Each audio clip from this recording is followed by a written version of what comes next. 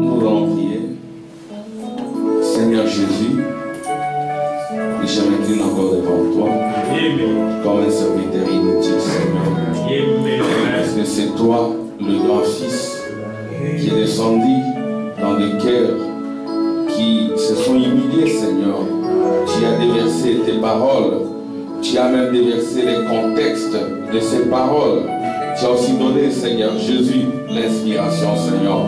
Aussi nous venons, Seigneur de gloire, comme exactement Esaïe disant, Seigneur, alors que tu nous as purifiés, alors que, Seigneur de gloire, tu as mis ta pierre ardente dans chacun de nos, Seigneur, alors que tu es en train de mettre la même pierre dans chaque frère et dans chaque sœur, nous te disons, envoie-nous, Seigneur. Envoie-nous, Seigneur, pour combattre le dernier combat. Envoie-nous, Seigneur. Nous disons aussi comme Samson, encore une fois seulement, Seigneur. Nous voulons mourir avec nos ennemis. Nous voulons mourir avec nous-mêmes, Seigneur, pour que ton royaume aille de l'avant. Nous lançons ainsi, Seigneur, pour que cette pierre qui est Daniel a vu, qui s'est détachée de la montagne, sans les secours d'aucune main, s'établisse dans chacun de nous. Alléluia. Au nom de Jésus. Amen. Amen. Acclamation pour le Seigneur. Amen. Que le Seigneur vous bénisse. Amen. Nous allons prendre nos Bibles dans Ésaïe. Amen. Chapitre 7. Ésaïe chapitre 7.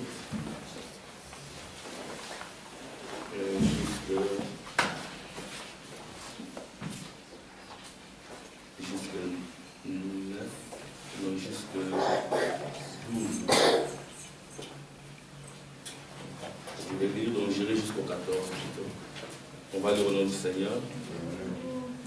Il arriva du temps d'Akaz, fils de Jotham, fils d'Ozias, roi de Juda, que Rétien, roi de Syrie, montant avec Pékash, fils de Rémalia, roi d'Israël, contre Jérusalem pour l'assiéger, mais il ne put l'assiéger. On vint dire à la maison de David, le Syrien, campe en Éphraïm, et le cœur d'Akaz et le cœur de son peuple furent agités, comme les arbres de la forêt sont agités par les vents. Alors l'Éternel dit à Esaïe, va à la rencontre d'Akaz, toi et Shashub, ton fils, vers l'extrémité de la Kéduc, de l'étang supérieur, sur la route du champ du Foulon, et dis-lui, sois tranquille, ne crains rien, et que ton cœur ne s'alarme pas devant ces deux bouts de tisons fumants, devant la colère des raisins et de la Syrie et du fils de Ramalia, de ce que la Syrie médite du mal contre toi, de ce que Ephraïm et le fils de Rémalia disent, montons contre Juda, assiégeons la ville et battons-la en brèche, et proclamons-y pour roi les fils de Tabel. Ainsi parle le Seigneur l'Éternel, cela n'arrivera pas, cela n'aura pas lieu, car Damas est la tête de la Syrie, et Rétien est la tête de Damas. Encore 65 ans, Ephraïm ne sera plus un peuple. La Samarie est la tête d'Ephraïm, et le fils de Ramalia est la tête de la Samarie. Si vous ne croyez pas, vous ne subsisterez pas. L'Éternel parla de nouveau à Akaz et lui dit, demande en ta faveur un signe à l'Éternel ton Dieu, demande-le soit dans le lieu bas, soit dans le lieu élevé. Akaz répondit, je ne demanderai rien, je ne tenterai pas l'Éternel. Esaïe dit alors, écoute donc, maison de David, est-ce trop peu pour vous de lasser la patience des hommes, que vous lassiez encore celle de mon Dieu? C'est pourquoi le Seigneur lui-même vous donnera un signe. Voici la Vierge deviendra enceinte, elle enfantera un fils, et lui donnera le nom d'Emmanuel. Il mangera de la crème et du miel, jusqu'à ce qu'il sache rejeter le mal et choisir le bien. Mais avant que l'enfant sache rejeter le mal et choisir le bien, le pays dont il craint le dévoi sera abandonné. Amen. Seigneur, mets encore le contexte de cette parole. Seigneur Jésus, tu as dit que ton peuple ne sera jamais dans la confusion. Amen. Parce que la confusion, c'est le deuil, c'est la mort. Mais toi, tu es ressuscité d'entre les morts. Tu as vaincu la mort physique et spirituelle Tu as vaincu la tombe, les Hadès et les séjours des morts. Tu as vaincu les rois de ce monde. Et tu as fait de ton épouse reine avec un roi, régnant sur la terre, sur la concession royale d'Abraham et sur toutes choses. Seigneur, nous venons à toi pour que cette victoire devienne aussi la victoire de mon frère et de ma sœur. Et que nous quittions cet endroit avec nos cœurs brûlants de la révélation de ta pierre, disant que Jésus, Emmanuel, est parmi nous et qu'il a vaincu toutes choses, qu'il a vaincu les diables et qu'il nous a redonné encore la victoire au nom de Jésus. Amen. Amen. Amen. Que Dieu bénisse. Amen. Nous allons encore prendre 1 Corinthiens. 1 Corinthiens 15. 1 Corinthiens 15.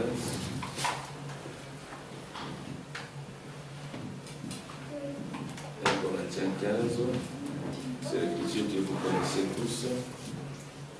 1 Corinthiens 15.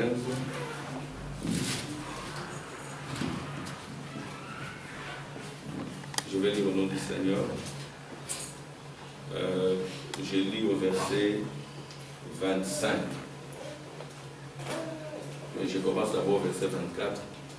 Ensuite viendra la fin, quand il remettra les royaumes à celui qui est Dieu et Père, après avoir réduit à l'impuissance toute domination, toute autorité, toute puissance, car il faut qu'il règne jusqu'à ce qu'il ait mis tous ses ennemis sous ses pieds. Et le dernier ennemi qui sera réduit à l'impuissance, c'est la mort. Dieu en effet a tout mis sous ses pieds, mais lorsqu'il dit que tout lui a été soumis, il est évident que celui qui lui a soumis toutes choses est accepté. Et lorsque toutes choses lui auront été soumises, alors le Fils lui-même sera soumis à celui qui lui a soumis toutes choses, afin que Dieu soit tout en tous. Amen. Nous sommes toujours en train de voir notre sujet sur l'ordre de la postérité sainte. Et ici, j'ai toujours voulu faire des schémas. C'est sur un point de vue didactique, c'est pour faciliter la compréhension. Et nous sommes toujours dans notre fondement. Ici, j'ai essayé encore de revenir sur Samuel. Comme vous le savez, après le prophète Moïse, Samuel fut l'un des grands prophètes. Et Dieu, il régnait sur Israël au travers du prophète Samuel. C'est ainsi qu'à un moment donné, Israël a commencé à regarder au royaume du monde. Et il y avait beaucoup de royaumes puissants à l'époque, mais qui ne pouvaient pas faire face à Israël. Qui craignaient Israël parce que le Dieu vivant, qui est le roi du ciel et de la terre, campait avec Israël au travers de leurs prophètes. C'est ainsi que la Bible dira: confiez-vous à l'Éternel, vous serez fortifiés, mais confiez-vous dans les prophètes, vous réussirez. Amen. Parce que Dieu, il est au ciel, mais pour qu'il se manifeste parmi nous, il doit prendre un d'entre nous. C'est ainsi qu'il avait pris Moïse, et Moïse, c'était lui la victoire contre l'Égypte. Et si Moïse n'avait pas accepté d'y aller, et Dieu ne pouvait pas, parce que Dieu ne peut rien faire, il n'envoie que ses prophètes. Amen. C'est ainsi que le fondement de l'Église, ce sont les paroles des prophètes. Vous voyez, il y a les prophètes et il y a la loi et les prophètes. C'est ainsi que quand Christ vient, il se fait toujours accompagner par Élie et Moïse. Moïse représente la loi, amen, et Élie représente les prophètes. Et cela n'a jamais changé. Ça continuera jusqu'à ce jour. Parce que ces prophètes-là, c'était des hommes, mais en eux, il y avait l'Esprit de Dieu. Et l'Esprit de Dieu œuvrant comme Esprit d'Élie, l'Esprit de Dieu œuvrant comme Esprit de Moïse, l'Esprit de Dieu œuvrant comme Christ. Les trois agissent toujours ensemble. Amen. Quand vous voyez Christ, vous verrez Élie, vous verrez Moïse. Amen. Et parce que Christ, c'est Moïse.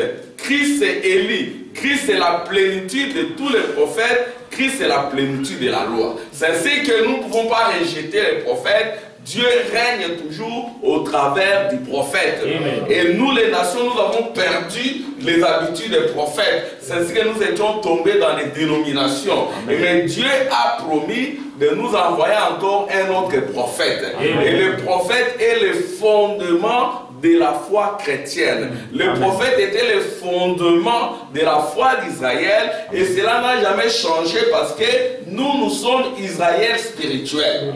Amen. Amen. Il y avait Israël physique, mais il y a aussi Israël spirituel. Et ce qui s'est passé dans Israël physique se repassera également dans Israël spirituel. Parce que Israël spirituel, c'est l'épouse et les 144 000. Amen. Amen. Vous voyez? Et ici, nous voyons Samuel. Et j'ai mis certains royaumes ici. Vous verrez qu'il y a le royaume d'Assyrie. Il y a le royaume de Syrie. Et regardez que la plupart des conflits viendront toujours de là. Pourquoi? Parce qu'Israël est là. Amen. Amen. Israël est toujours environné par la Syrie. Il y a aussi le Perse. Perse et Mède, c'est l'Iran.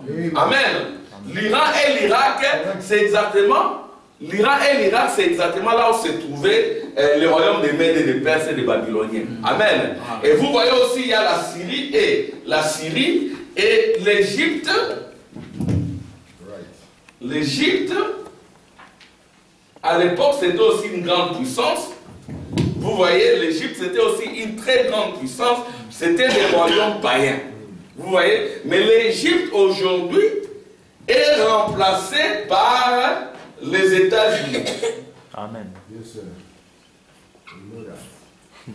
Alléluia. Amen. Aujourd'hui, quand nous parlons d'Égypte, l'Égypte, c'est le pays des pyramides. Alléluia. Amen. C'est une grande puissance politique et économique.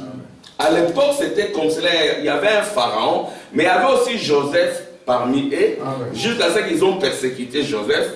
Et la sortie d'Israël de l'Égypte avait aussi marqué la fin de l'Égypte. Et vous remarquerez que même dans les fouilles historiques, on constate que juste après le départ d'Israël, l'Égypte a sombré dans les chaos. C'était plus un royaume puissant. Ils ont été remplacés par les Assyriens et les Syriens. Il y avait aussi les Babyloniens, le Mède, le Perse, ainsi de suite. Amen. Alors maintenant, nous revenons à Samuel. Samuel, c'était aussi un grand prophète. Et ici, Israël n'avait pas besoin d'un roi. Amen. Israël n'avait pas besoin d'un roi parce que Dieu était roi au travers des prophètes.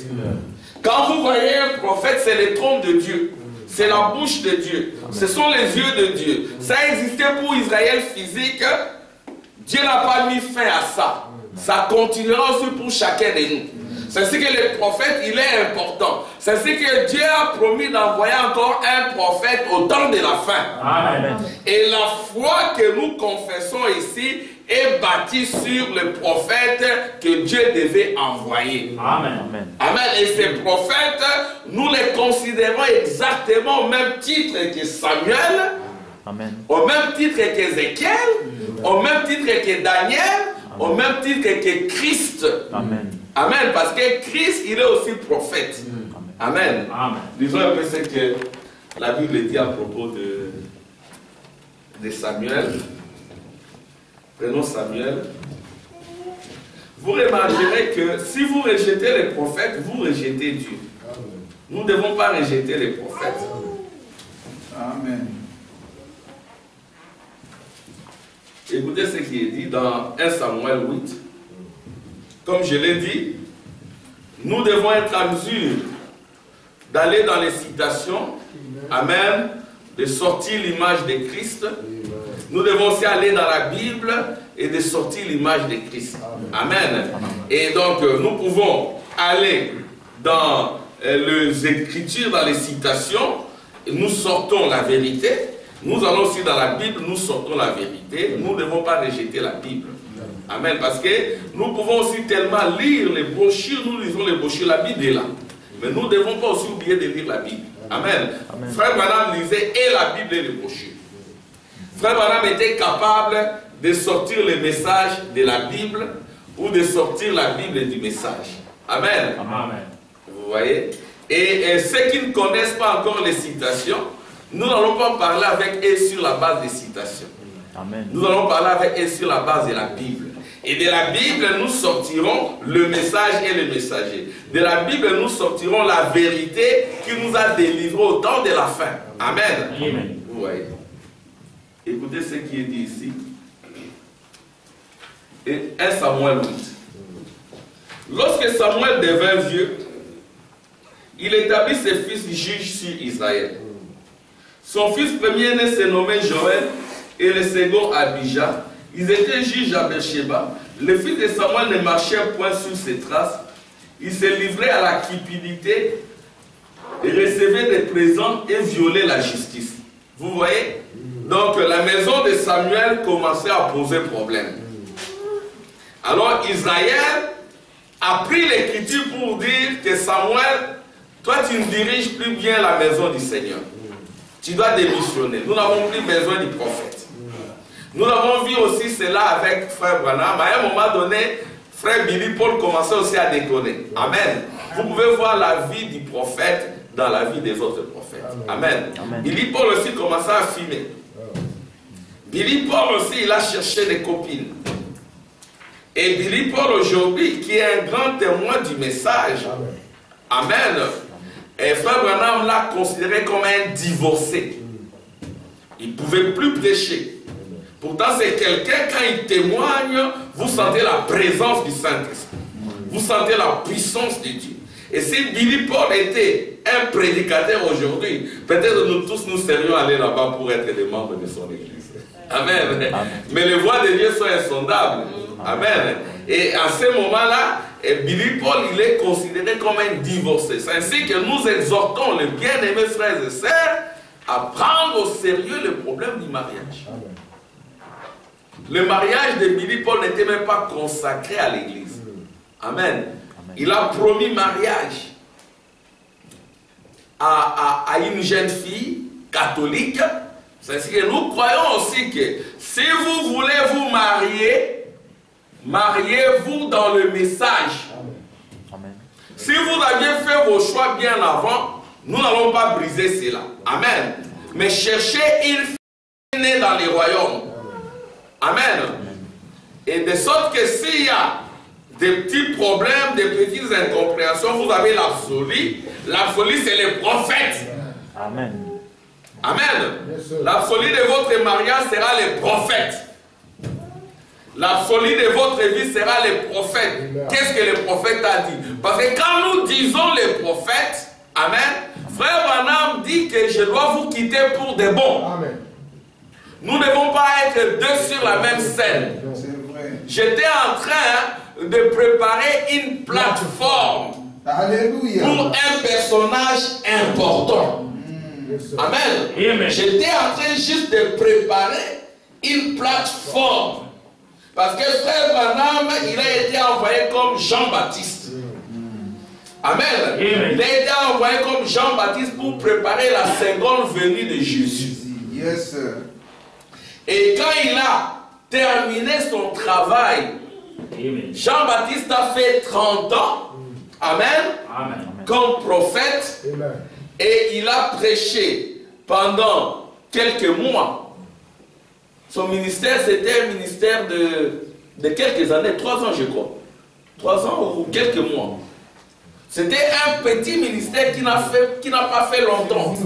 C'était 6 mois. Donc c'était un ministère qui n'a fait que 6 mois. C'était pour préparer la venue du Seigneur.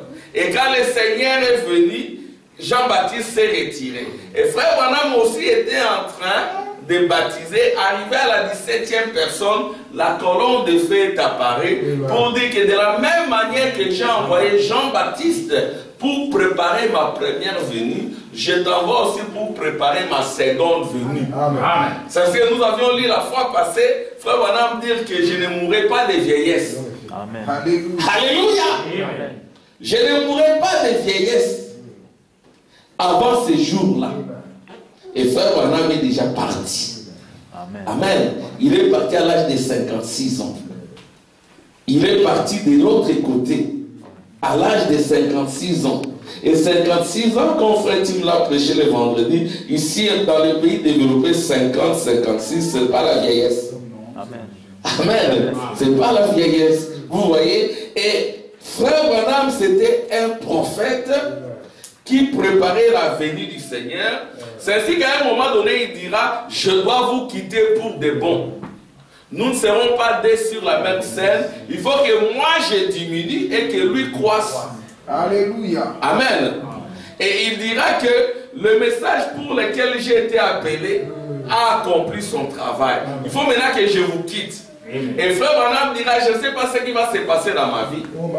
Amen. Amen. Peut-être que ça sera la fin de ma vie. Parce que j'ai vu une explosion tout autour de moi. Et là à côté, il y avait mon fils. Mais mon fils parlait, mais moi je devais mourir. Amen. Et il a remarqué qu'il n'était pas mort. Mais il ne comprenait pas cette vision. Après il dira, peut-être que Dieu va m'envoyer dans le désert. Il va me oindre. Amen. Amen. Amen. Dieu m'enverra le temps présent de mon ministère. Amen. Dieu m'enverra dans le désert. Il va me oindre de l'onction du Saint-Esprit, du désert, et il va me présenter comme le promis. Alléluia. Amen. C'est ainsi que nous croyons que le prophète c'est le promis. Samuel c'était le promis pour Israël. Amen. Moïse c'était le promis pour Israël. Voici si vous recevez l'onction du Christ, vous recevez l'onction d'Élie, vous recevez l'onction de Moïse, vous recevez l'onction du Christ. Parce que le Saint-Esprit aujourd'hui, c'est l'esprit d'Élie, de Moïse et de Christ. Amen. Amen. Amen. Le Saint-Esprit auquel nous croyons, c'est la nuée de gloire. Amen. Amen. C'est la nuée de gloire. C'est ça la pierre. Amen. C'est ça la pierre que Ésaïe avait reçue. Cette pierre ardente qu'il avait purifiée au point qu'il pouvait dire Seigneur, envoie-moi. Amen. Écoutez maintenant pourquoi nous croyons que le prophète c'est un promis. Écoutez ce qu'il dit. Il lui dit, voici tu es vieux et tes fils ne marchent point sur tes traces. Amen. Comme les Américains, ils connaissaient quand même un peu les Écritures, quand frère Billy Paul a commencé à se méconduire, je ne sais pas s'il y en avait qui étaient venus demander à frère Billy, à frère Branham de démissionner.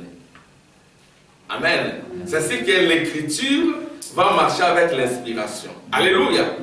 Donc le prophète Samuel a connu la même situation. On lui a dit, bon, Samuel, tu es vieux et tes fils ne marchent pas sur tes traces.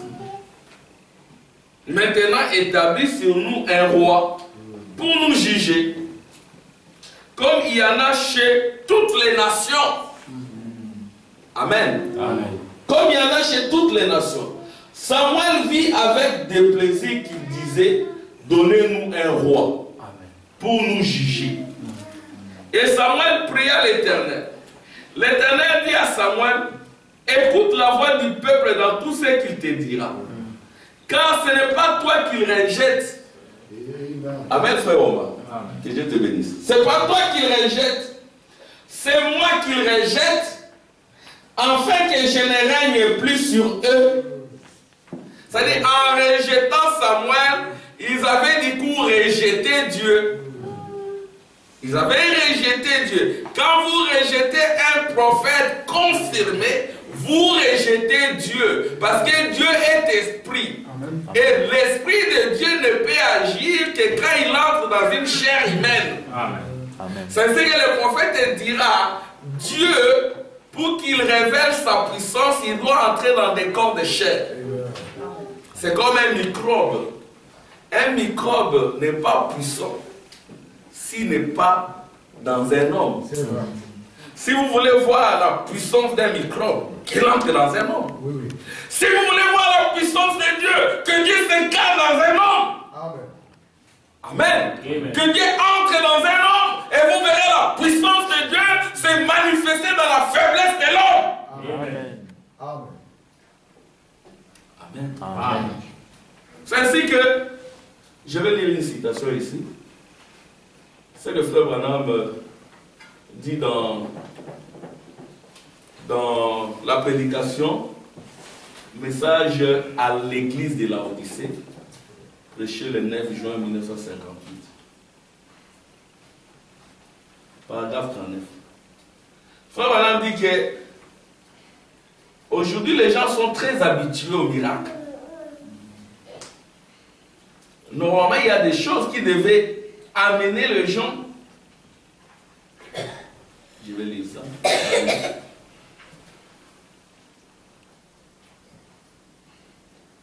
Donc, paragraphe 39. Écoutez ce que le prophète dit. Je suis là. Il dit exactement ceci. Il parle d'une femme, d'une prière qui avait été faite, et la jambe d'une jeune fille a poussé. Et alors, écoutez ce qu'il dit ici. Oui, donc je vais lire directement dans 41.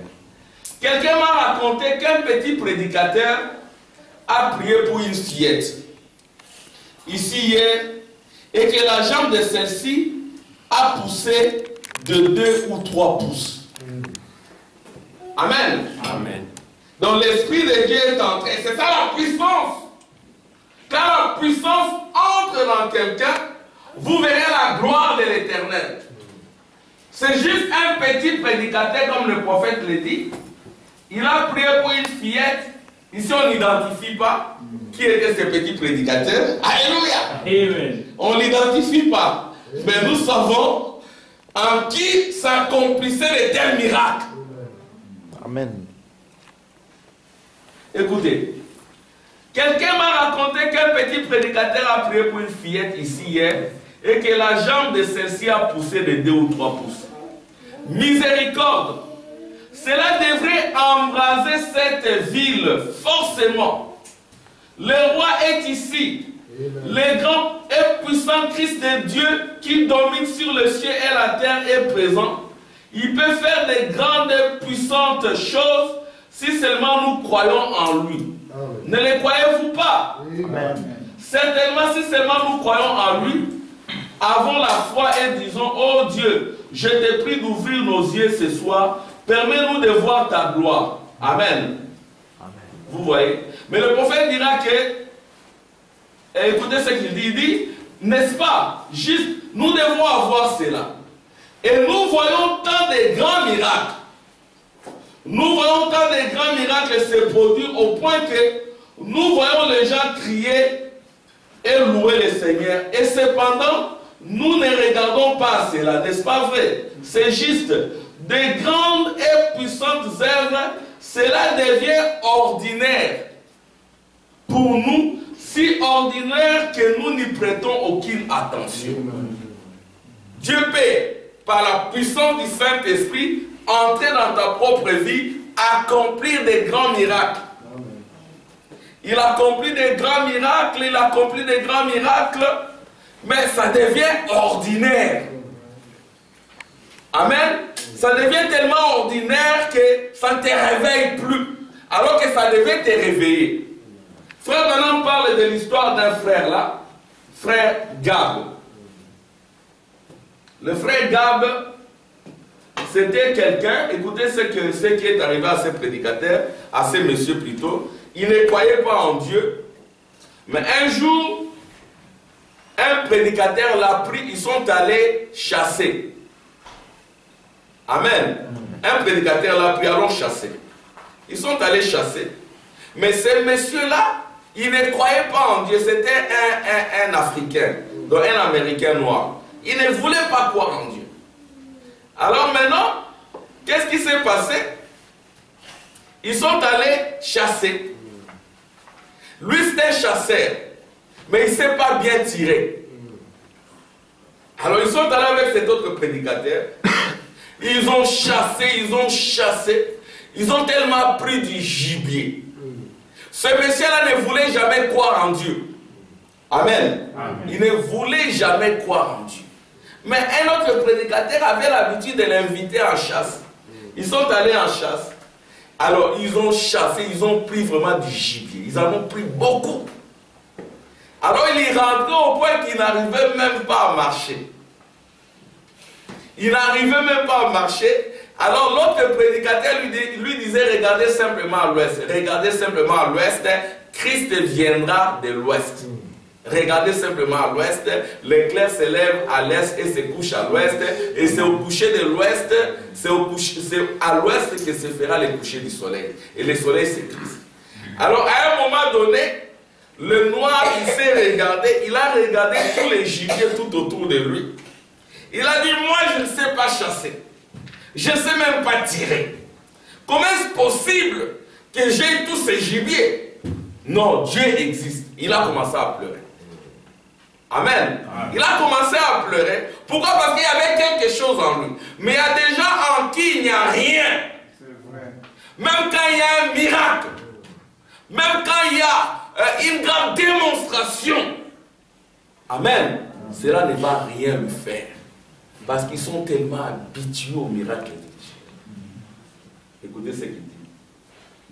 Il y a quelques temps en Louisiana, ou je crois plutôt que c'était en Géorgie, un vieux prédicateur de couleur que je connaissais, c'était un vieil homme formidable, une personne formidable. Mais il avait un vieil homme qui fréquentait, son épouse fréquentait l'église. Et c'était une brave femme, une femme sainte et pieuse. Elle dit qu'elle avait prié pour son mari pendant longtemps, mais il s'appelait Gabriel. Mais les gens l'appelaient Gab, comme diminutif. Il n'arrivait donc pas à remettre le vieux Gab dans bonne voie. D'une façon ou d'une autre, il n'arrivait pas à l'amener à se mettre en ordre avec l'église et avec Dieu. Et ainsi, ce vieux prédicateur de couleur amenait le vieux Gab chasser avec lui plusieurs fois. Et ils allaient chasser. Et un jour donc, ils ont chassé. Et sur le chemin du retour, tous les deux avaient des lapins et des oiseaux suspendus sur leur corps. Au point qu'ils pouvaient à peine marcher. Tellement ils étaient chargés, ils longeaient un vieux sentier habituel. Et pendant qu'ils marchaient le long de ces sentiers, le pasteur ne cessait de regarder en arrière vers l'ouest pendant que le soleil s'est couché. Et frère, je vous assure, l'église devait savoir que c'est le temps du coucher du soleil. Amen. Le soleil est en train de se décliner. Alléluia. Quelles sont ces bénédictions que nous voyons? Qu'a dit le prophète? Vers le soir, la lumière paraîtra. Quel genre de lumière?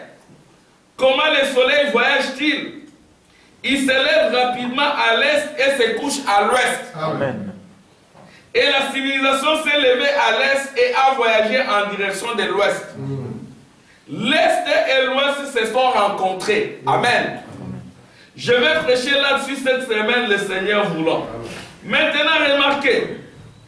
Et la même lumière, quand le soleil se lève et brille à l'est, c'est le même soleil qui brille à l'ouest. Comprenez-vous cela? La Bible a dit, ou plutôt le prophète a dit, qu'il y aurait un jour qui ne serait ni jour ni nuit, un temps sombre, juste un temps sombre. On a eu assez de lumière pour adhérer à l'église, pour fonder une organisation avec de belles églises.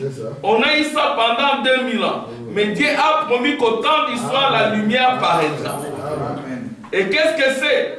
La lumière qui tomba en Orient, le même Saint-Esprit qui tomba à la Pentecôte, produisant le même résultat, est en train de tomber aujourd'hui sur le peuple de l'Occident, produisant le même résultat que cela avait produit là autrefois. La lumière paraîtra, l'écriture accomplie. Et pendant qu'il regardait vers l'ouest, voyez, le prédicateur l'a ramené aux promesses. Le soleil va se lever.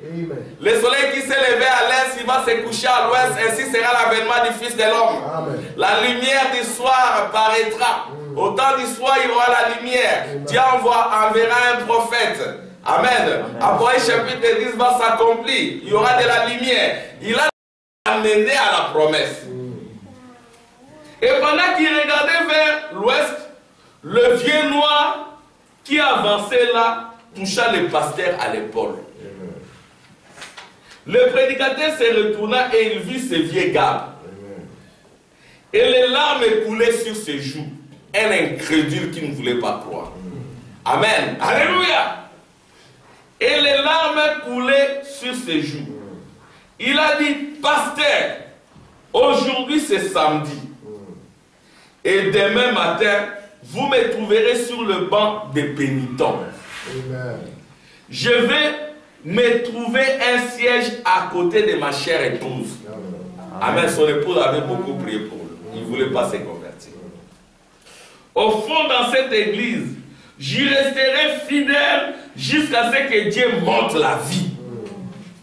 Le pasteur était suéré d'entendre cela. Il a dit, Gab, tu sais que j'apprécie cela. J'aime t'entendre dire cela, Gab. Mais qu'est-ce qui a produit ce changement soudain? Alléluia. Amen. Puisse les miracles que Dieu est en train d'accomplir dans nos vies produire des changements soudains. Amen. Qu'est-ce qui a produit ces changements soudains? Est-ce les sermons que j'ai prêchés? Était-ce les choses dont je t'ai parlé concernant la bonté du Seigneur? Il a dit non, pasteur. Juste au moment où je prenais ce virage là-bas, j'ai senti quelque chose frapper à mon cœur. Amen. Alléluia. Amen. Vous savez, pasteur, je n'étais même pas capable d'atteindre une grange. Il a dit, je suis le piètre tireur de la contrée. Amen. Il est revenu à lui-même. Alléluia. Il dit, je suis le piètre tireur de la contrée. C'est-à-dire, il ne sait pas tirer. Et pourtant, regardez quelle quantité j'ai sur moi. Ce sont des lapins, des oiseaux que j'ai attrapés moi seul. Alléluia. Amen. Il a dit, il doit m'aimer. Sinon, il ne me les aurait pas donnés. Amen.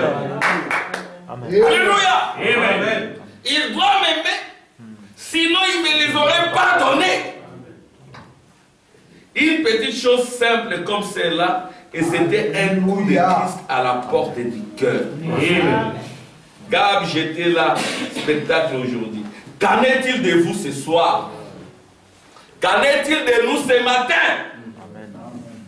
Qu'est-ce que Dieu n'a pas fait pour toi? Qu'est-ce que Dieu n'a pas fait pour moi? Alléluia! Pourquoi cela ne peut pas nous amener à la conviction que c'est grand Dieu du ciel qui a débarrassé Israël de l'Égypte, qui a fait des miracles dans la mer Rouge, qui a conduit Israël dans le désert, est le même aujourd'hui pour toi. Il est le même hier, aujourd'hui, éternellement. Il accomplit aussi des miracles dans ta vie. Mais l'homme regarde tout le temps ailleurs.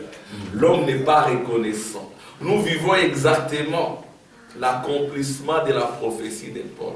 Au temps de la fin, les hommes et les femmes seront tous ingrats. Amen. Ils auront juste l'apparence de la piété, mais ils vont renier ce qui en fera la force. Amen. Ouais. Écoutez ce qui est dit ici. Qu'en est-il de toi? Qu'en est-il de vous ce soir? Qu'en est-il de vous qui êtes venus à bord de belles voitures? Amen. Qu'en est-il de vous qui fréquentez de belles églises? Amen.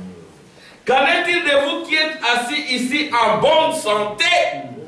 Alléluia! Amen. Cette bonne santé, c'était un grand miracle. Yes, sir. Cela devait t'amener à dire que le Seigneur m'aime. Amen. Amen. Amen. L'argent que Dieu te donne est là. Amen. Même si c'est 50 €. Alléluia. Commence d'abord par les remercier. Alléluia. Commence d'abord à reconnaître le bienfait de l'Éternel. Amen. Amen. Faisons comme ce vieux Gab. Amen. Il a vu des gibiers sur ses épaules, des lapins, des oiseaux. Il a commencé à pleurer. C'est qu'il avait un bon cœur, un cœur reconnaissant. Alléluia. Amen. Regardez vos enfants, les enfants que Dieu vous a donnés. Amen. Il y en a qui n'en ont pas. Avez-vous déjà remercié le Seigneur pour cela?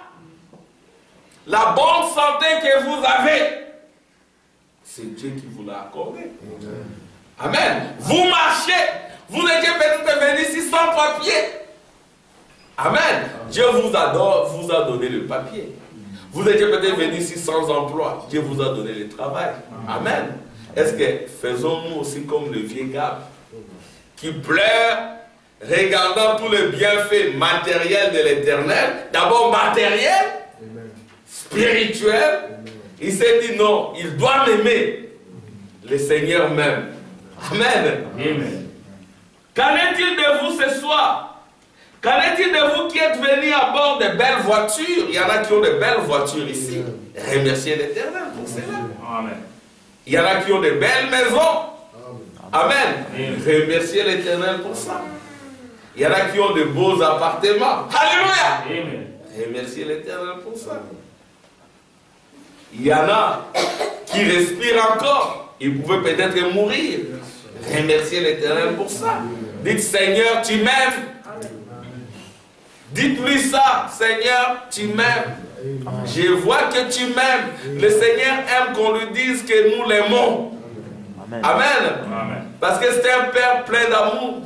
C'est notre mari. Tout mari aime que son épouse lui dise je t'aime. Alléluia. Amen. Mais souvent nous ne le disons pas. Nous aimons simplement demander, demander, demander, demander. Nous ne voyons même pas ses bienfaits. Amen. C'est bien fait tout autour de nous. Écoutez ce qui est dit ici. Qu'en est-il de vous qui fréquentez des belles églises? Dieu nous a donné aussi une belle église. Amen. Nous étions là dans la cave. Hein, frère Benjamin? Frère Benjamin pleurait. Il disait, frère Amand, comment nous pouvons nous réunir là dans la cave, alors qu'en haut, il y a des gens qui filment, qui sont avec des prostituées. Oh Seigneur. Il y a des gens qui font là la musique mondaine et nous sommes en train de prier en bas. Mais maintenant, Dieu nous a accordé cet amour. C'est un miracle. Ce n'est pas un prodige mensonger. Amen. Et nous devons être comme des vieux gars. Amen. Je vais revenir à mon sujet. Amen. C'est ça même le fondement. Dieu nous a envoyé un prophète qui nous a prêché toute la vérité. Nous devons remercier l'Éternel. Qu'en est-il de vous qui êtes assis ici en bonne santé? Et non comme cet enfant qui est tendu là, tordu dans son lit des camps. Un jour, mon épouse est allée avec mon fils à l'hôpital. Elle a vu des enfants.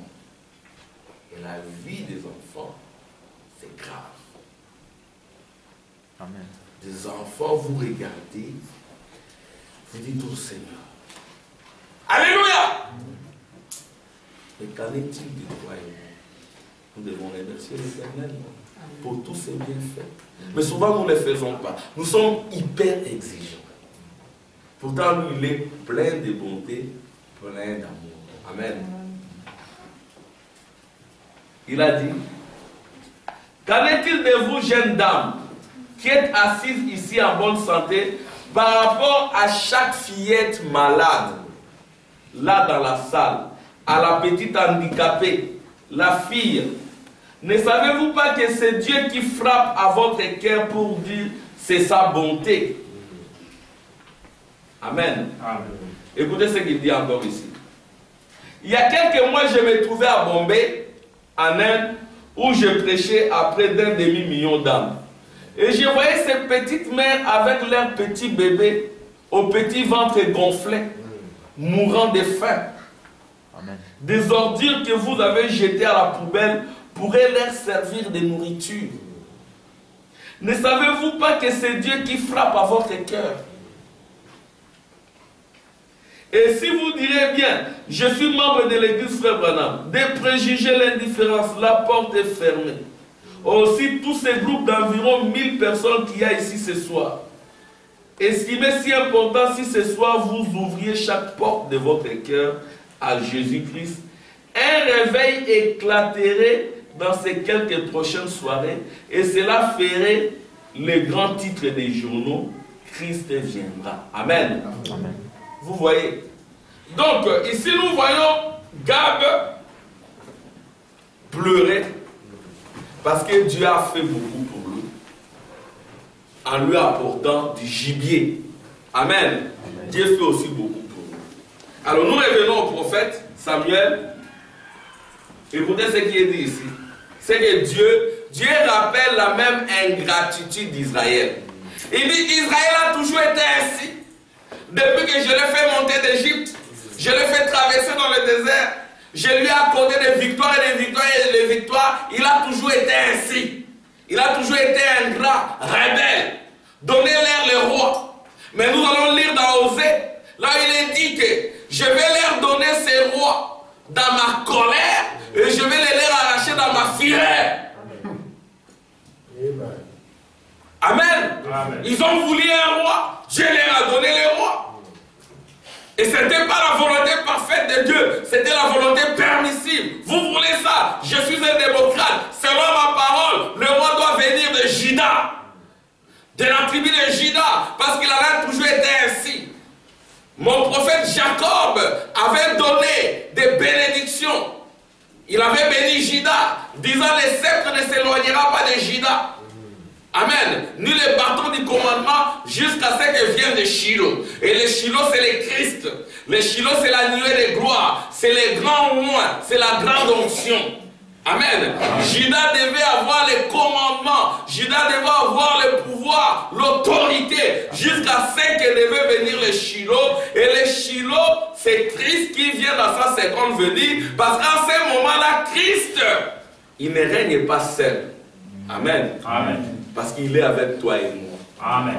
Il est le tout en tous. Amen. Écoutez ce qui est dit ici. Écoutez la voix du peuple dans tout ce qu'il te dira. Car ce n'est pas toi qui le rejettes. C'est moi qui le rejette afin que je ne règne plus sur eux. Quand ils ont rejeté les prophètes, ils ont aussi rejeté Dieu. Aujourd'hui, quand vous rejetez les prophètes confirmés par la colonne de feu, vous rejetez Dieu. Amen. Amen. Amen. Ils agissent à ton égard comme ils ont toujours agi depuis que je les ai fait monter d'Égypte. Ils ont fait des miracles, ils ont vu des miracles. Jusqu'à ce jour, ils m'ont abandonné pour servir d'autres dieux.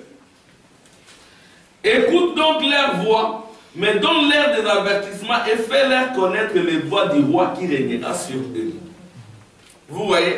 Donc ici, Israël a copié. Israël s'est mis à copier les Syriens, les Égyptiens.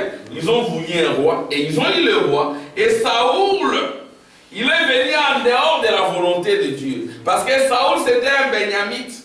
Un Benyamite ne pouvait pas avoir la royauté. C'est ainsi que c'était en dehors de la volonté de Dieu. Et quand nous lisons dans Osée, Osée 13, 11, prenons vos Bibles dans Osée 13, 11. Dans Osée, c'est là où il est parlé de la fureur et de la colère de Dieu.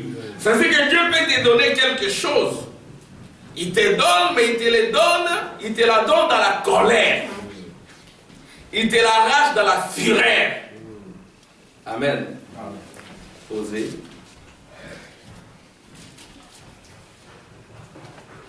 Osée, au chapitre 13, verset 11.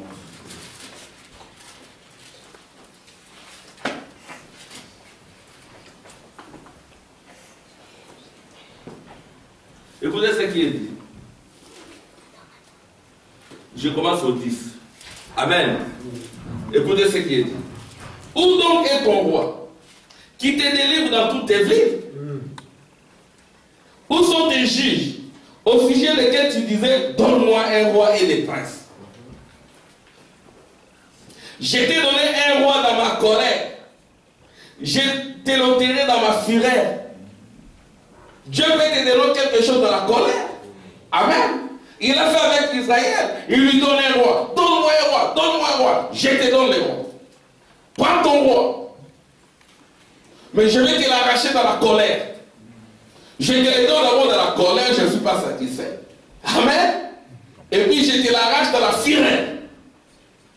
C'est ainsi que nous devons craindre Dieu. Amen. Quand Dieu nous dit, ce n'est pas le moment. Consacrez-vous d'abord. Vous avez un prophète. Écoutez les prophètes. Amen. Amen. Suivez les prophètes dans tout ce qu'elle vous dira. Obéissez. Alléluia. Il a dit ceci.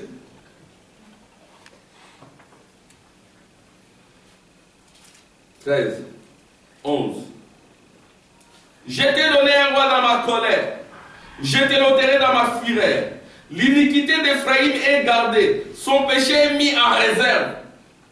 Les douleurs de celles qui enfantent viendront pour lui. C'est un enfant peu sage qui, au terme voulu, ne sort pas du sein maternel.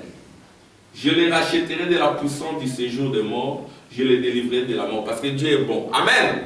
Vous voyez, Israël, en rejetant le prophète Samuel, il s'est créé des problèmes. C'est ainsi que Saoul, il était là, mais il a fini rétrograde. Le frère Branham dit que Saoul c'était un fils de Dieu. Amen. Saoul c'était un fils de Dieu, mais c'était un rétrograde.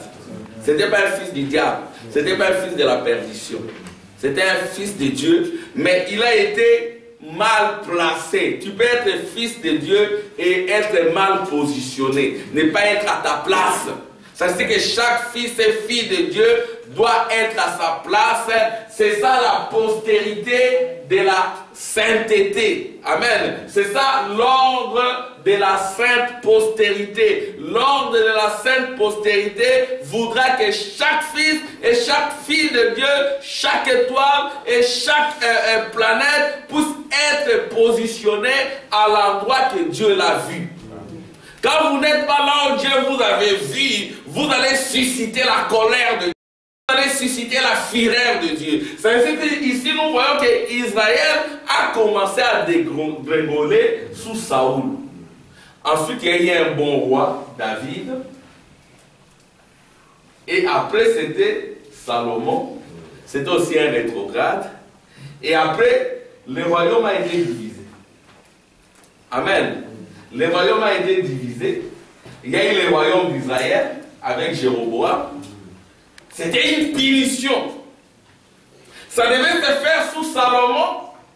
Mais Dieu dira à Salomon, à cause de David ton père, je ne veux pas le faire maintenant. Je le ferai après. Alors le royaume a été divisé. Il y a eu le royaume d'Israël avec Jéroboam. Il a fait l'idolâtrie à Ephraïm. C'est ainsi que là il est dit, le péché d'Ephraïm. Amen. Il est dit ici que le péché d'Ephraïm est gardé. Écoutez ce qui est dit ici. Osée 13, 11. Il est dit ceci. Le péché d'Israël est gardé. Oui, 12. L'iniquité d'Ephraïm est gardée, son péché est mis en réserve. Amen. Jéroboam, Dieu avait confiance en lui, mais comme il voulait protéger ces 10 tribus, il avait peur que toutes les tribus aillent adorer à Jérusalem. Il a commencé à faire des dénominations. Il a commencé à faire de la politique. Et il a établi une statue sur la montagne d'Ephraïm. Et à cause de cela, Ephraïm a été banni. Amen. Ephraïm a été banni. Et Dieu dit que je garde le péché d'Ephraïm. Le péché de Jéroboam à Ephraïm. Je garde son iniquité. Et vous remarquerez aussi que Israël a commencé à combattre Juda. Et là, dans Ésaïe 7, comme nous l'avions lu, nous allons encore lire, le roi de Syrie et d'Assyrie se sont ligués avec Pécache. Pécache, c'était un roi d'Israël. Un roi d'Israël s'est ligué avec les Syriens pour combattre le royaume de Juda. Mais vous remarquerez que le royaume de Juda avait confiance dans les prophètes Ésaïe. Toujours les prophètes. Amen. Et ils ont eu peur, mais Dieu leur dira, n'ayez pas peur devant ces deux typhons brûlants. Les deux typhons là, c'était la Syrie et puis un un Israélite qui combattait un autre Israélite. On va relire ça. Ésaïe 7. Ésaïe 7. Écoutez ce qui est dit ici. Ésaïe 7.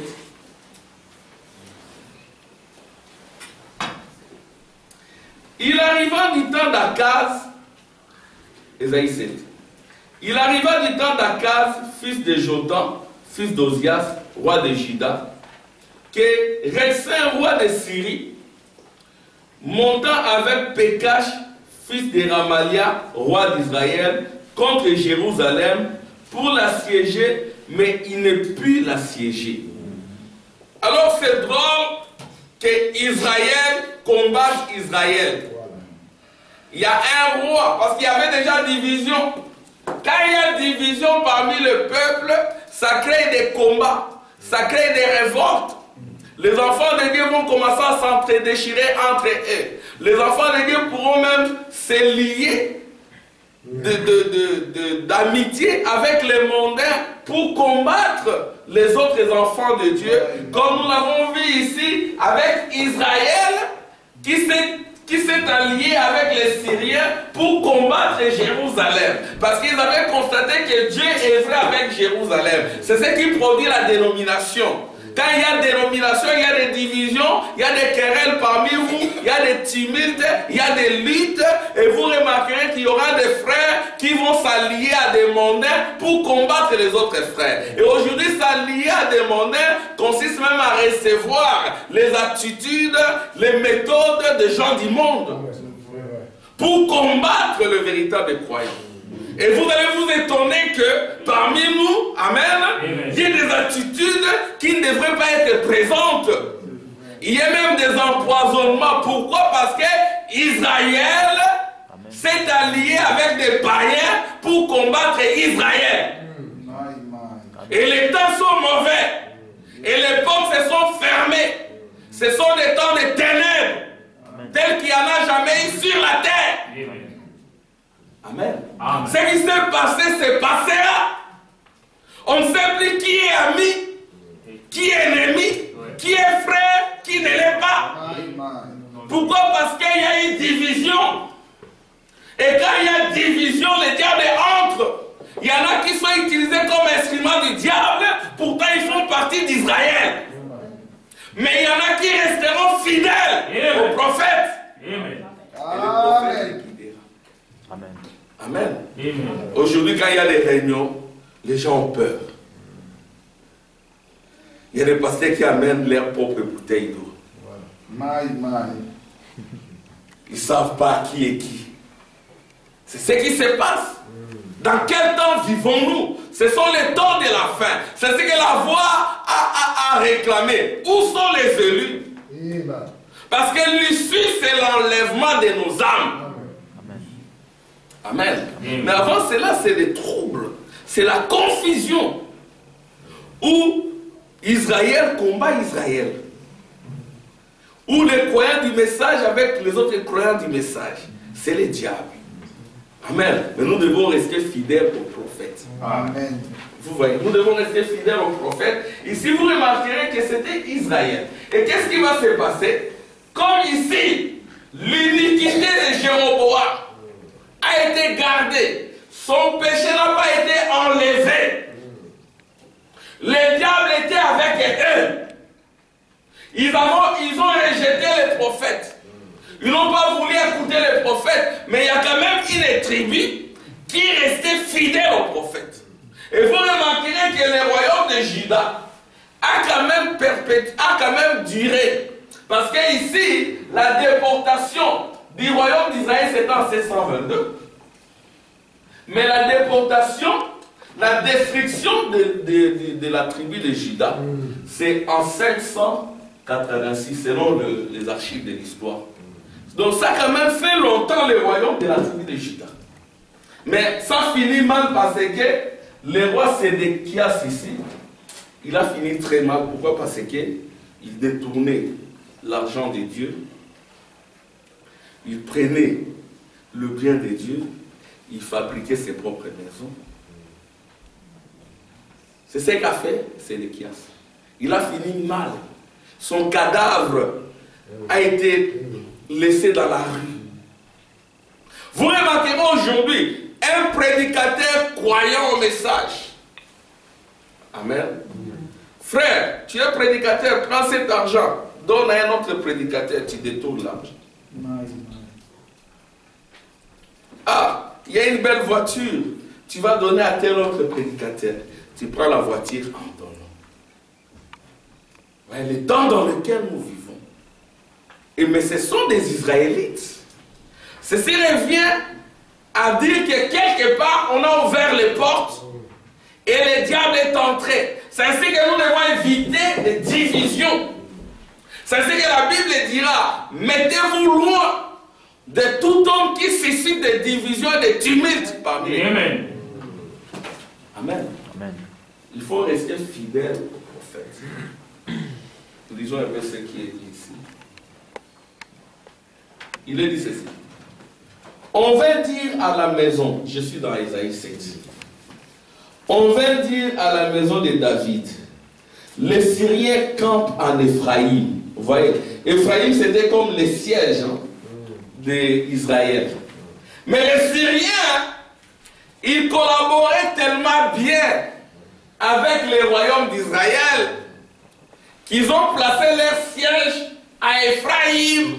Il a été dit que l'iniquité d'Éphraïm a été retenue. Amen. C'est ainsi que dans l'ordre des campements, comme nous l'avions vu, il y avait Éphraïm et Dan qui ont été supprimés. Ils n'apparaissent pas dans les repos. Mais ce n'est pas le vrai Éphraïm. Amen. Ce sont les générations qui ont suivi. Parce que le bien que tu fais, ça va poursuivre tes générations futures. Le mal que tu fais, ça va aussi pourchasser les générations futures. Amen. C'est ainsi qu'ici il a été dit, à cause de David, ton père, je ne te fais pas du mal.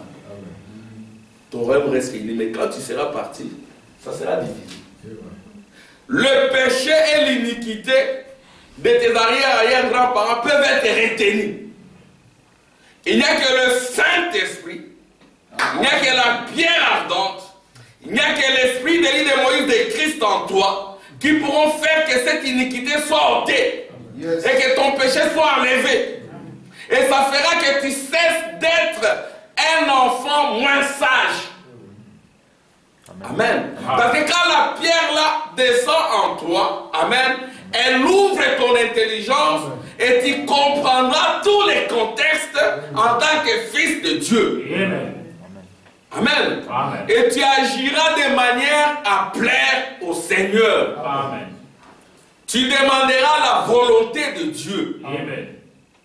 Vous remarquez même l'enfant ici, Samuel, quand vous lisez dans la Bible, c'est un enfant qui est né à la suite de pleurs de la maman. Alléluia. Sa maman pleurait parce qu'elle cherchait un fils. Et cet enfant, Samuel, sa maman a dit, quand je l'aurai, alléluia, je vais les confier à l'Éternel. Et Samuel a été une grande bénédiction. Amen. Amen. Et vous remarquez aussi, Ésaïe a été une grande bénédiction. Il est dit ceci. On va dire à la maison de David, les Syriens campent en Éphraïm, et le cœur d'Akaz et le cœur de son peuple firent agiter, comme les arbres de la forêt sont agités par le vent. Quand on est venu dire, alléluia, à Juda, que vos frères d'Israël sont ensemble avec les Syriens pour vous combattre, ils ont commencé à s'agiter. Ça ne peut que faire peur. Amen. Quand ton propre frère, le diable entre en lui, exactement comme Judas. Amen. Ou ta propre sœur. C'est nous devons aussi prier les uns pour les autres. Amen. Amen. Écoutez ce qui est dit. Comme les arbres de la forêt sont agités par le vent, les gens étaient agités. Agités. Alors l'Éternel dit à Ésaïe, va à la rencontre d'Akaz, roi, et Jacob, ton fils, vers l'extrémité de l'aqueduc de l'étang supérieur, sur la route du champ du foulon. Et dis-lui, sois tranquille. Amen. Ne crains rien. Et que ton cœur ne s'alarme pas. Amen. Devant ces deux bouts de tison fumants. Donc Dieu les a taxés de bouts de tison fumants. Devant la colère des Retsins et de la Syrie et du fils de Ramalia. De ce que la Syrie médite du mal contre toi. De ce que Ephraïm et le fils de Remalia disent, montons contre Juda, assiégeons la ville et battons-la en brèche. Et proclamons-y pour roi le fils de Tabel.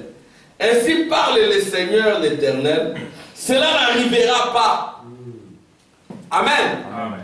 Ainsi parle l'Éternel, cela n'arrivera. Amenez ça dans votre vie. Amen. Parce que, alléluia, quand vous recevez la pierre ardente, quand vous recevez la même révélation qu'avait reçu le prophète, quand cette pierre que Daniel avait vue entre en toi, amen, aucun ennemi ne vous fera du mal. C'est vrai. En ce moment-là, vous allez posséder toutes les portes de vos ennemis. En ce moment-là, vous avez la clé de la maison de David sur vos épaules. Amen. Ce que vous fermez. Alléluia. C'est question de les confesser. Ne pas vous agiter devant deux bouts de tisons fumants. Amen. Amen. Parce qu'ils sont petits. Ils sont sans force. Le diable a été vaincu. Amen. Car Damas est la tête de la Syrie, la Samarie est la tête d'Ephraïm, et le fils de Remalia est la tête de la Samarie.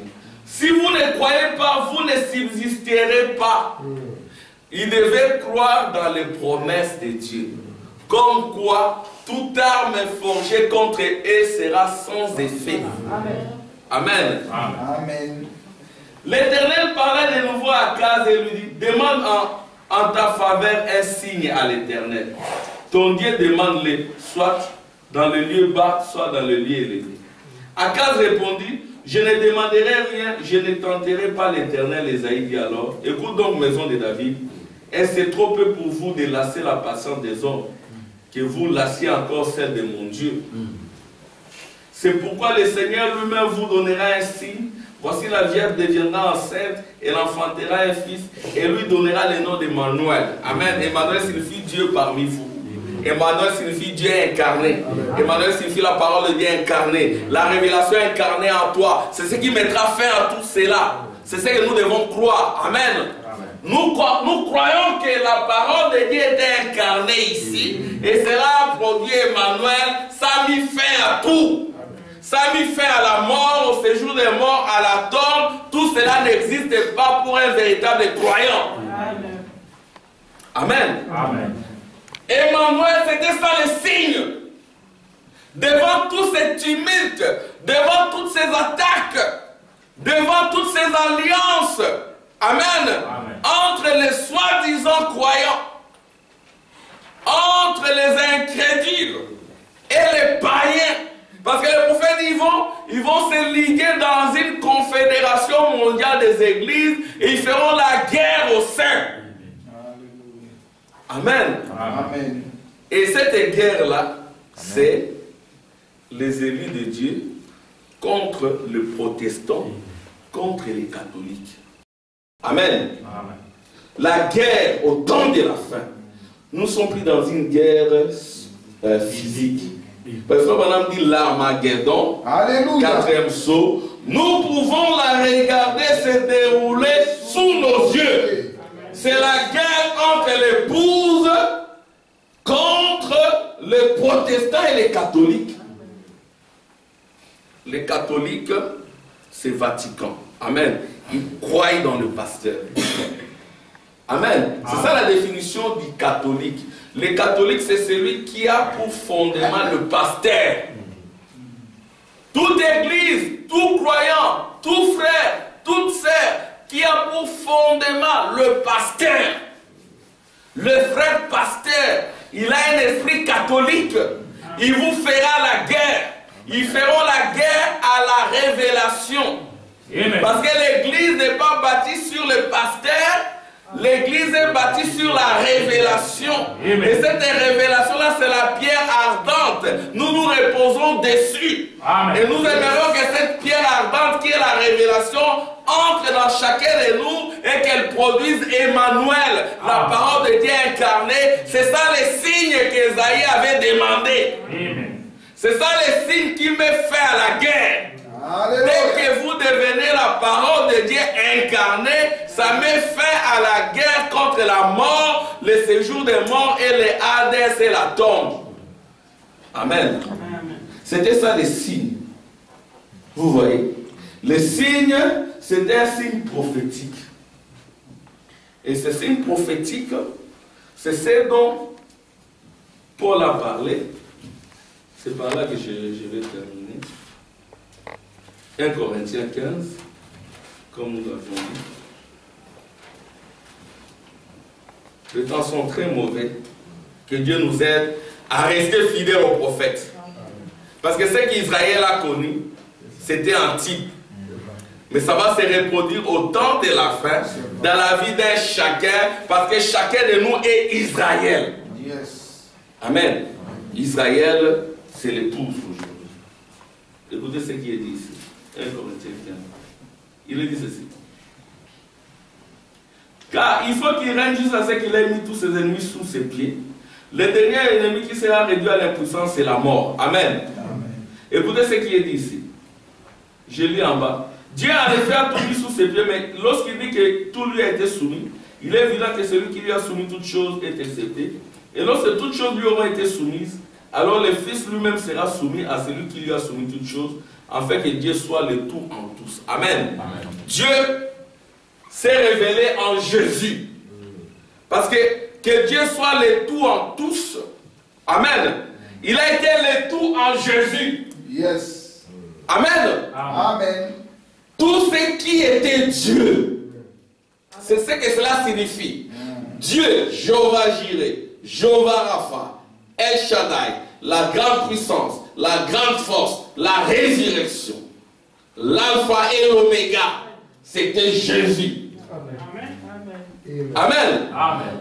Tout ce que Dieu était, il a déversé en Christ. Amen. Amen. Amen. La grande victoire, la vie éternelle, le chemin, la porte et la vérité, c'était Jésus. Mais quand Paul dit le tout en tous, que Dieu soit le tout en tous, parce que Jésus a régné pour un temps en tant que fils unique. Mais à un moment donné, il devait rendre le pouvoir au Père en tant qu'attribut, parce que le Père lui a soumis toutes choses. Yes. Et lui doit maintenant être soumis au Père, en remettant le pouvoir au Père, afin que le Père soit le tout en tous. Le tout en tous, alléluia. Nous avons vu ça dans les prophètes. Amen. Amen. Le tout en tous dans les prophètes. Et ça ne doit pas se limiter là. Le tout en tous en toi et en Amen. Amen. Ne vous limitez pas. Non. Ne vous considérez pas comme un pauvre pécheur. Amen. Ne vous considérez pas comme quelqu'un qui va rester dans la tombe. C'est question de confesser cela. Amen. Tout ce que Dieu a été, il a déversé en Jésus-Christ. Et tout ce que Christ était, il a déversé dans son épouse. Amen. Et son épouse, nous avons vu d'abord frère Branham. Amen. Et frère Branham, c'était la réunion du fondamentalisme et du pentecôtisme. Amen. Frère Branham était fondamentaliste. Il savait qu'il était fils de Dieu. Il savait qu'il n'était pas une pauvre créature du temps. Il savait qui il était. Il avait aussi l'étincelle. Et les deux réunis, ça produit le royaume du millénium. Amen. Amen. Le royaume du millénium, c'est la victoire. Le royaume du millénium, c'est les derniers des saints. Amen. Amen. Il s'est révélé comme la colonne de feu. Il a pris la prééminence Amen. Maintenant, il veut révéler les royaumes. Alors, ces royaumes-là seraient un royaume invincible.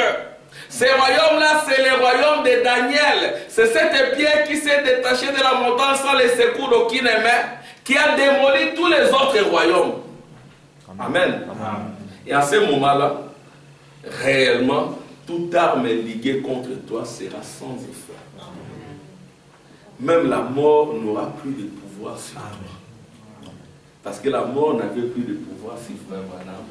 Il pouvait dire, si on vous dit que je suis mort, ne croyez pas.